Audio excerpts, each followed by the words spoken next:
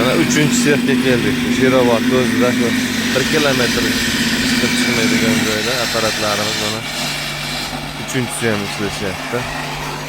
Bunisini birinchi olishgan, 3 yil oldin olishgan. Buni qoliplari charchabdi. Akamiz endi remontga berib yuboraman. 1,5 million tag'ish quydik shu apparatda. Zakonni ishlari, hech qanday muammosi bo'lmadi, xudo xolasa deyishdi. Endi qolib 3 yilda charchabdi. Bu yerda ko'ryapmiz hammani rastvori har xil. Mana shunaqa shlaka-blok apparatchalardan qo'yganmiz. Bu yoqda ham yana ikkita shochkada bor. Mana shu qatorda ikkita joylashgan. Bunaqa ishlarni qo'yib. Nechta qo'yapsizlar bir kunda? Nechta qo'yapsizlar? 1200 ta qo'yapti ekan. Bular 3 kishi ekan. Mana shunaqa gaplar, shlaka-blok apparat qiziq bo'lsa bemalol murojaat qilaverasizlar. Qo'ldan kelgancha hammasini tayyorlab buzib beriladi.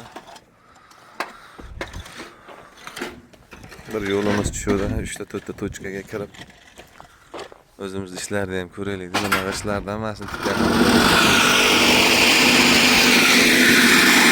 Har kuni 1200 ta quyilgan g'ish, lekin mana polyoda g'ish yo'q. Hammasi sotilyapti to'planib.